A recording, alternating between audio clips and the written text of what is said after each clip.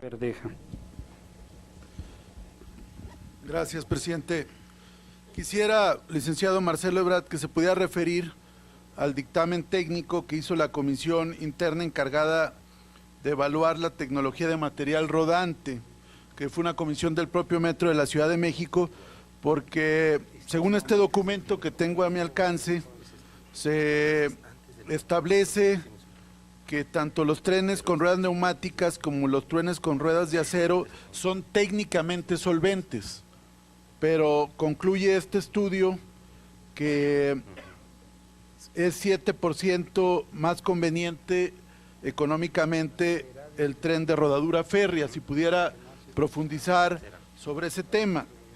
Por otro lado, también preguntarle qué tipo de supervisión se realizó para esta obra, el consorcio certificador, quienes participaron. Se intervino también la Universidad Nacional Autónoma de México para validar la solvencia técnica de la obra. Se intervino el Instituto Politécnico Nacional, y si actualmente estas empresas están contratadas por el gobierno del Distrito Federal. También preguntarle si sesionó el Comité de Incidentes Relevantes para determinar en marzo del año pasado la suspensión del servicio en 11 estaciones del metro. Si pudiera profundizar qué facultades tiene el Comité de Incidentes Relevantes, y también preguntarle si en su opinión, de no haberse interrumpido el mantenimiento que se tenía contratado hasta octubre del 2013, si se hubiera realizado el mantenimiento, no habría tenido que parar el funcionamiento de la línea 12, es decir, con un buen mantenimiento la línea 12 seguiría funcionando en las 20 estaciones. Esa sería mi pregunta concreta. Para el licenciado Mario Delgado, senador Mario Delgado, primero señalar que en términos del artículo 61 constitucional, usted no puede ser reconvenido, usted es senador de la República, no pueden corregirle en sus expresiones, y yo le pediría que abundara nuevamente sobre esto de los PPS, yo con una observación.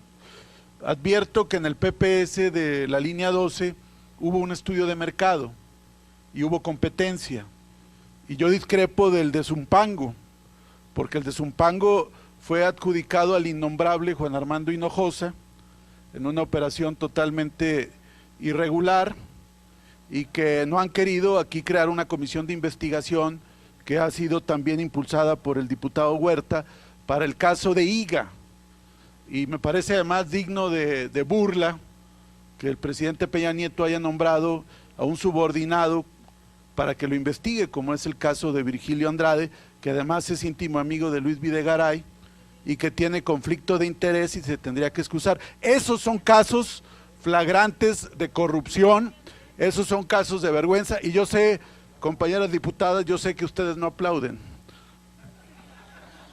pero esa es la realidad. Bien, tiene el uso de la palabra primeramente hasta por 3 minutos el licenciado Marcelo Luis Ebrard Casaubon. Gracias, diputado. Bueno, respecto al dictamen técnico que está en la carpeta que voy a entregar en un momento más, se denomina dictamen porque son las conclusiones que presenta el sistema de transporte colectivo Metro respecto a si debe ser neumático o férreo. Sus conclusiones señalan que si bien puede usarse cualquiera de las dos, es el costo anual de mantenimiento de trenes y vías de operación y de consumo de energía eléctrica superior en 7% para el caso de la tecnología neumática, y por esa razón se recomienda en este dictamen que sea férreo. Yo no habría podido como jefe de gobierno tomar esta decisión porque no me corresponde y no podría pasar por encima de un dictamen del sistema de transporte colectivo Metro. El Comité de Incidentes Relevantes se funda en la época que fue director del Metro don Emilio Mújica, en los años 90, porque no había un órgano de evaluación de riesgo interno en el Metro. Y se reinstala, porque en un periodo dejó de existir, se reinstala en el año 2009 con el propósito de conocer todos los incidentes aislados o genéricos que puedan poner en riesgo la operación y sobre todo a los usuarios del metro.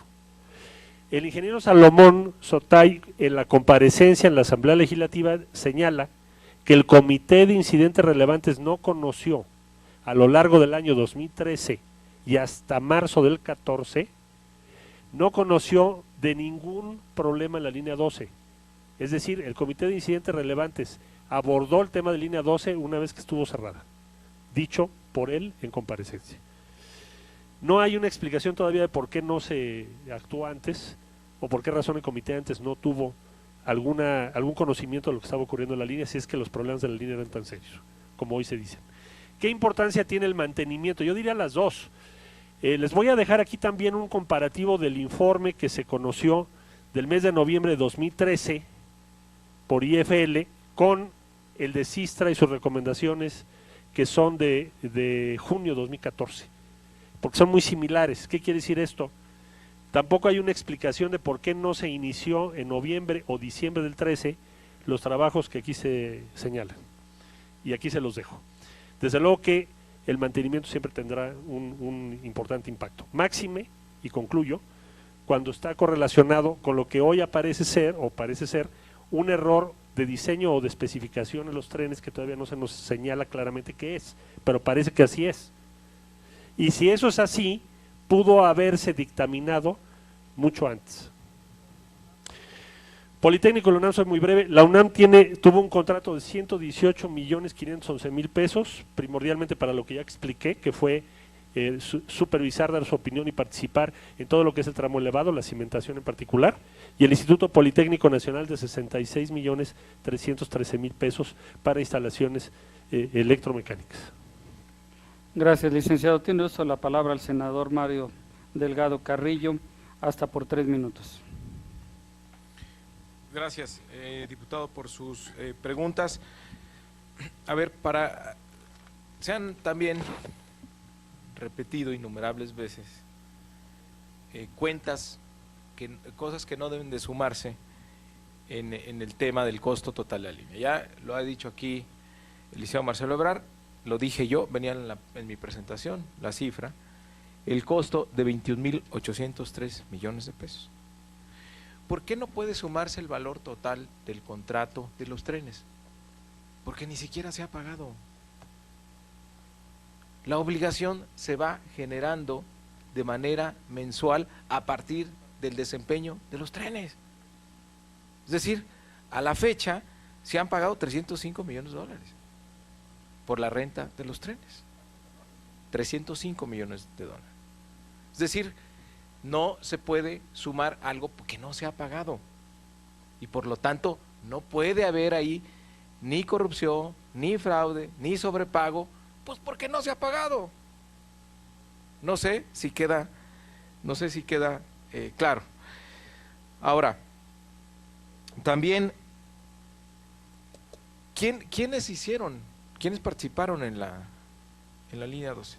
O sea, fue una empresa que se formó de ahí y que se hizo muy famosa y que fue muy beneficiada. No, la línea lo hizo ICA, que es la empresa constructora con mayor tradición y mayor conocimiento del metro en México. Han hecho todas las líneas del metro de la ciudad. ¿Quién participó? Carso, pues la constructora actualmente más grande del país, que hace múltiples obras y es la que mayor capital tiene en México y en América Latina.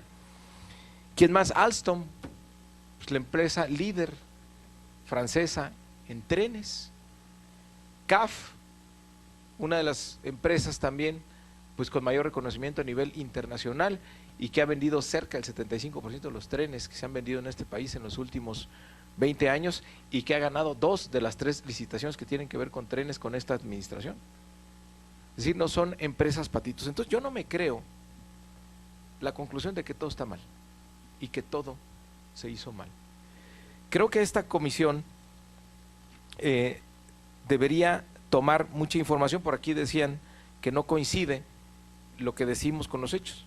Todo lo que hemos venido a decir el día de hoy aquí está sustentado. Y justamente lo que tratamos es que no se siga distorsionando esta información con fines políticos. Ojalá, y qué pena, por ejemplo, un ejemplo que yo traía, pues no quisieron escuchar porque la conclusión era muy favorable para esto. Es decir, que no podemos comparar peras con manzanas, finalmente eso iba. No puedes comparar operaciones de contado con contratos de prestación de servicios, porque llegas a conclusiones erróneas. Eso es lo que no me dejaron terminar en la anterior. Y que un contrato de prestación de servicios, pues evaluémoslos con los elementos que se evalúan, con los estudios costo-beneficio, tasa de interés de retorno social, y comparémoslo con la competencia, para estar seguros que en estos contratos, además son recomendaciones internacionales, que en estos contratos hay un buen acuerdo para el gobierno. Muchas gracias. Gracias, senador. Tiene el uso de la palabra para formular réplica el diputado Ricardo Mejía. Gracias, presidente. Bueno, pues agradecer tanto al senador Delgado como al licenciado Marcelo Ebrard. Me queda claro con esta información, más la que pueda desahogar la comisión, que el informe, entre comillas, que se presentó al Pleno es un informe totalmente arbitrario, faccioso, incompleto, y que se les violaron a ambos los derechos humanos, el derecho humano a ser escuchado en un juicio o en un donde se desahogan imputaciones. Me queda claro que también el derecho humano al honor, a la honra, que aquí se les ha acusado con clara intencionalidad política, y me queda claro también que se pudo haber evitado la suspensión de la obra con un adecuado mantenimiento preventivo y correctivo. Hubo un consorcio constructor, un consorcio certificador, intervino la UNAM, el Politécnico Nacional, fue auditado por la Auditoría Superior de la Federación, por la instancia correspondiente de la Ciudad de México, y aquí se han dicho muchas mentiras. Lo lamentable ahora efectivamente es que se ha afectado a 500,000 usuarios, que pudo haberse evitado, y me parece que esta obra de ingeniería es una obra muy importante que se tiene que recuperar. Es un proyecto que finalmente se logró, no como el proyecto fallido, como el Tren México-Querétaro, que ya se canceló, que fue motivo de corrupción y por eso se paró. Y también me parece claro que se tiene que reponer el procedimiento. Contrario a lo que aquí se ha afirmado, esto no se convalida por haberse turnado al Pleno, porque simplemente se enteró. Es como cualquier comunicación, no es un dictamen, no se modificó una ley, pero sí se le dio publicidad a través de la Gaceta Parlamentaria. Por eso hay una impugnación que en su oportunidad presentó la diputada Aleida Alavés, aquí presente, y que volvimos a presentar junto con ella varios legisladores, porque nos parece que es una aberración jurídica, nos parece que fue al calor del rencor presidencial que se hicieron ese tipo de imputaciones para pretender cobrar una afrenta, entre comillas, por haber supuestamente difundido las propiedades del presidente de la República, que está como el nopal, cada vez aparecen más propiedades. Y en ese sentido me parece que se tiene que reponer. ¿Sería cuánto, presidente? Está a tiempo de corregir su error y de volver a convocar. ¿Es cuánto? Tiene el uso de la palabra la diputada Magdalena Núñez Monreal. Hasta por 3 minutos. Gracias, presidente. Como lo señalé en mi primera intervención, esta comisión inició un procedimiento de investigación a todas luces plagado de vicios de inconstitucionalidad, y a pesar de ello imputa acusaciones cuando antes de hacerlo debió observar en su desarrollo la atención ineludiblemente de las distintas etapas que conlleve todo procedimiento de esta índole, mismas que debieron desarrollarse con estricto apego a la Constitución, lo que rige también para la primera actuación que se realice en un juicio o procedimiento, como lo es el emplazamiento a este, ya que solo en el caso de que tal acto sea debidamente realizado, no solo se garantiza el derecho de ser llamado, oído y vencido en un juicio o procedimiento, sino que se crea certeza que el particular tuvo la oportunidad de hacer uso de su derecho de defensa, lo cual es evidente que la Comisión no cumplió. Y la Comisión no cumplió con lo que mandata la Constitución General de la República y la jurisprudencia, que es abundante sobre el tema, porque el objetivo ha sido desprestigiar a las fuerzas políticas de izquierda con miras al proceso electoral en curso. Tan es claro que el objetivo de esta comisión tiene tintes políticos, que su secretario Jorge Francisco Sotomayor Chávez ha tomado decisiones de último momento que nos muestran el verdadero fondo del asunto. De ahí que el grupo parlamentario del Partido del Trabajo se pronuncia por dejar sin efecto el informe que la comisión, puesto que es a partir de esta fecha que se le ha concedido el derecho de audiencia al ciudadano Marcelo Ebrard Casaubon.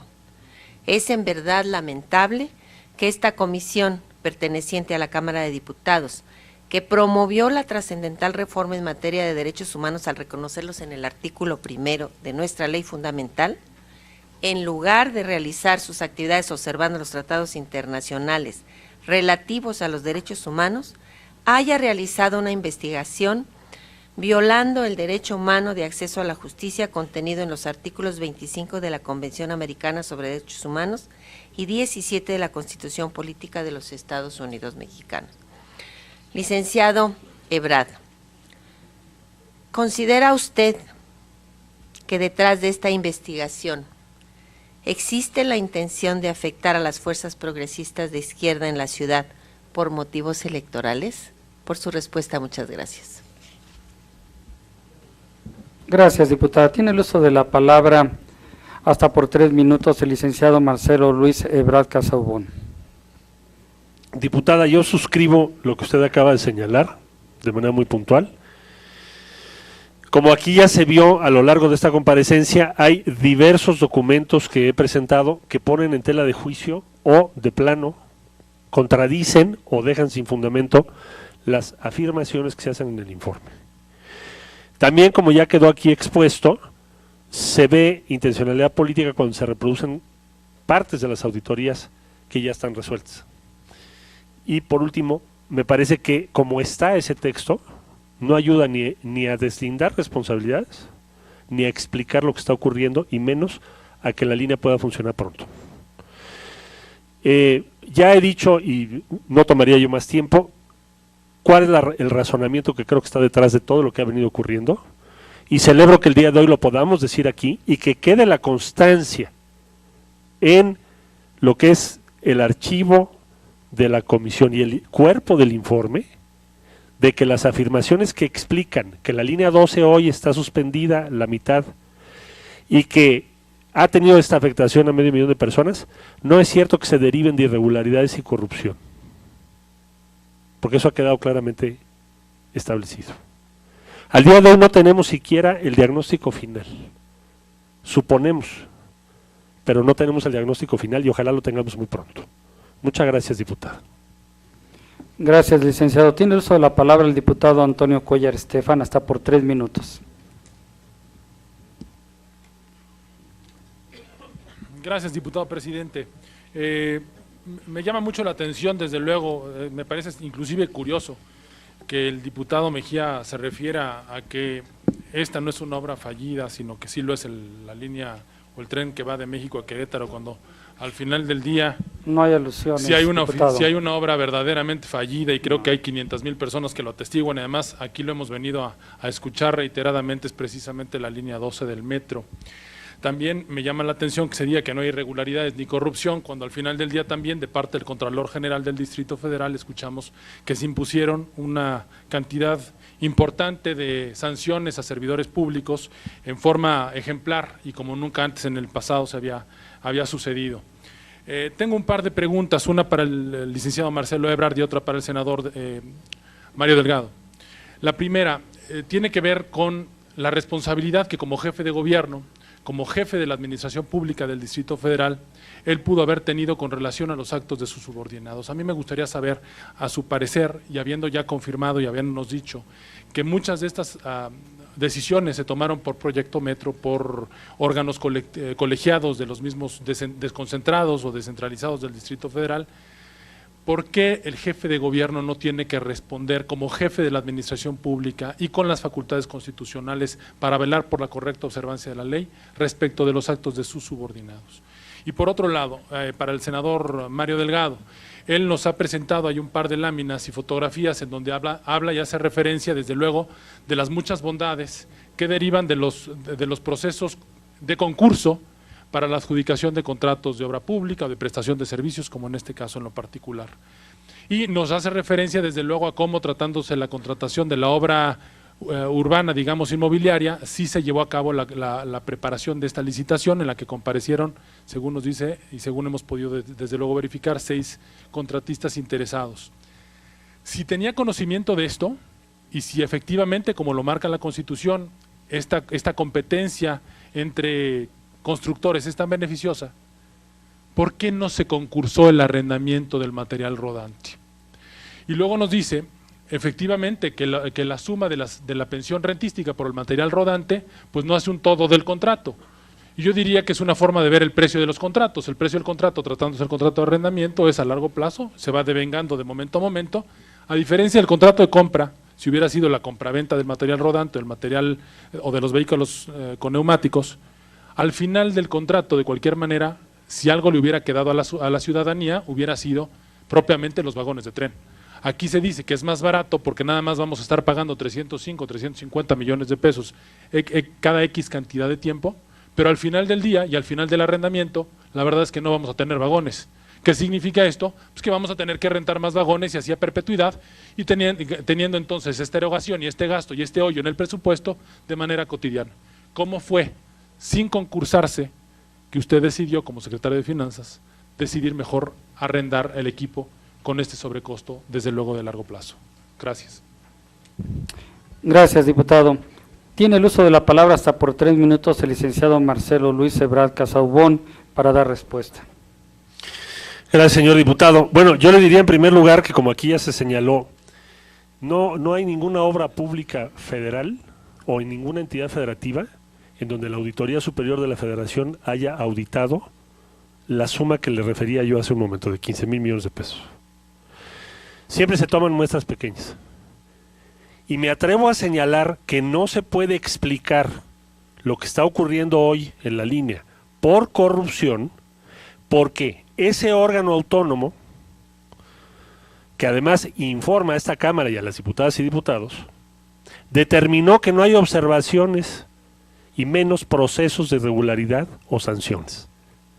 Solo están en litigio 32 millones por una controversia entre el consorcio y el gobierno del Distrito Federal. Entonces, diputado, con todo respeto, esas auditorías cubren una proporción inmensa de los recursos. Las decisiones, por ejemplo, la que se mencionó del convenio modificatorio número 1, la auditó la Auditoría Superior de la Federación, lo da por solventado, por explicado. Entonces, no veo ahí, honestamente, la razón por la cual la línea hoy está parada. Tan es así, pasando a lo que usted señala del Contralor del Distrito Federal, que la obra se recibe sin observaciones, con presencia de la Contraloría, el día 8 de julio de 2013. Son después de que se cierra la línea que se imponen sanciones que, por cierto, están sujetas, como usted sabe, a juicio. No podemos presuponer si esas sanciones van o no, al final, a ser confirmadas por los órganos jurisdiccionales. Entonces, por esa razón le digo que la explicación aquí no es corrupción, y menos, como se señala o se señaló, me parece a mí dolosamente en el informe, en contra de mi persona. Menos aún, porque a esta fecha yo no estoy sujeto a ningún procedimiento ni federal ni local. Y créame usted que si hubiese un elemento de corrupción imputable a mi persona, con la correlación de fuerzas que hoy hay, yo estaría seguramente sujeto a proceso en este momento. Gracias por su atención.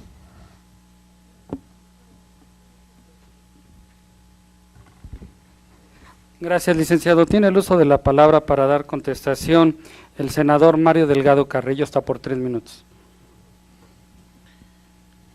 Muchas gracias. Diputado, me sorprende mucho que, siendo integrante de esta comisión, tenga tal desconocimiento de la línea 12. Ahora me explico cómo llegan a esas conclusiones. Se lo digo con todo respeto. No hay 6 empresas constructoras. A ver si regresamos la lámina, por favor. Ya estamos en los trenes. Estamos hablando de los trenes. Y ahí decimos que hubo, aquí no nos pasó lo que en la México Querétaro, que hubo 12 empresas que dijeron, vámonos porque aquí hay gato encerrado. Bueno, fue casa encerrada. Pero aquí sí hubo 6 empresas internacionales. ¿Sí? ¿Pueden regresar la lámina, por favor? Que presentaron propuesta técnica y financiera. Ahora, usted hace muchas referencias jurídicas, pero no sé por qué no leyó. Usted leyó un párrafo del 134 constitucional, pero no leyó el que sigue, que dice, cuando las licitaciones a que hace referencia el párrafo anterior no son idóneas para asegurar dichas condiciones, las leyes establecerán las bases, procedimientos, reglas, requisitos y demás elementos para acreditar la economía, eficacia, eficiencia, imparcialidad y honradez que aseguren las mejores condiciones para el Estado. Entonces, hace referencia a la ley de adquisiciones, donde se establecen las excepciones. Y las excepciones, entre otras, hay adjudicación directa, no es un procedimiento ilegal. Aquí está, en la Constitución. Hubiera sido bueno que lo leyera para demostrar que no hay dolo y mala fe en su comentario. Entonces, cuando se hace un sondeo de mercado y se cumplen las condiciones de oportunidad, eficacia, eficiencia, entonces se puede hacer una asignación. Ahora, ¿cómo se garantizan esas condiciones? Si no se dan adjudicaciones simplemente a alguna empresa que te cae bien, tienes que demostrar esas condiciones. Y están demostradas ahí, justamente donde tienes el mejor precio, la mejor evaluación técnica y la mejor entrega oportuna de lo que tú estás solicitando. A ver, hay que dar una leída básica al contrato. Claro que la ciudad se queda con los trenes. Al finalizar el contrato, después de 15 años, la ciudad se queda con los trenes. Es decir, el PPS incluye la fabricación y del material rodante y te quedas tú al final con ellos. ¿Cuál es la gran ventaja? Que si tienes 15 años de trenes donde se les da un mantenimiento óptimo, y además incluye la actualización tecnológica, en el año 15 vas a tener 30 trenes nuevos, prácticamente nuevos. Entonces, pues es falso. Y la otra, pues no, yo no decidí que fuera acá, no sé si vio mi presentación inicial. Yo no puedo. La Secretaría de Finanzas no tapa baches, no construye puentes, no compra vacunas, no construye metros, ni renta trenes. Muchas gracias. Gracias, senador. Tiene el uso de la palabra el diputado Antonio Cuellar Estefan, hasta por 3 minutos para la réplica. Pues mire, gracias, diputado presidente. Desde luego que hay una serie de excepciones al proceso de licitación pública, como lo establece desde luego la ley de adquisiciones. Hubiera sido interesante conocer cuáles fueron las motivaciones con relación a la adjudicación de los contratos para el arrendamiento del equipo rodante. Y hubiera sido interesante conocerlo de parte de usted, debido a que, a pesar de que aquí se diga que el gobierno de la capital ha tenido un especial interés en ser transparente con relación a estas obras, pues resulta que todos los expedientes que tienen que ver con la adjudicación de los contratos están guardados en el sigilo, lo mismo que con relación a otras obras, de tal manera que nunca sabremos de la motivación con relación a la entrega, a la adjudicación directa de los contratos de arrendamiento. Nos quedamos desde luego nosotros con el interés de seguir conociendo. Se rindió ya un informe preliminar, no es un informe definitivo. Hemos estado abiertos en el Grupo Parlamentario del Partido Verde a escuchar la posición de ustedes, como la posición de todas las personas que puedan estar interesadas o que tengan que ver en este procedimiento, en esta obra fallida de la línea 12 y en lo que se tendrá que pagar para echarla a andar para beneficio de la ciudadanía de la Ciudad de México. Desde luego, yo sí se los puedo decir que como ciudadano, como representante de ciudadanos mexicanos que utilizan el metro, yo tenía la esperanza de escuchar de parte de ustedes, más que a lo mejor este tono irónico con relación a nuestras preguntas y a nuestras reflexiones con relación a lo que ha sucedido en la línea del metro. Yo tenía la esperanza de escuchar algún sentimiento empático de ustedes con la ciudadanía. Es difícil, desde luego, ser empático con ellos cuando nunca se ha sufrido lo mismo que muchas gentes que se transportan en el metro y que tienen que atravesar, en lugar de la media hora que normalmente hubieran tenido que ocupar para ir de un lugar a otro, pues de eso, 2 horas quizá atorados en los sótanos y en los subterráneos a 40-45 grados de temperatura. Es difícil entenderlo, hubiera sido muy bueno escucharlo y esperamos desde luego que pronto pueda echarse a andar la línea 12 del metro para que pueda ayudar en este derecho a la movilidad que nosotros hemos aprobado y que desde luego le corresponde a toda la ciudadanía de México. Es cuanto, diputado presidente, gracias. Gracias, diputado. Tiene el uso de la palabra el diputado Roberto López Suárez, hasta 3 minutos. Cámara de Diputados, 62ª legislatura.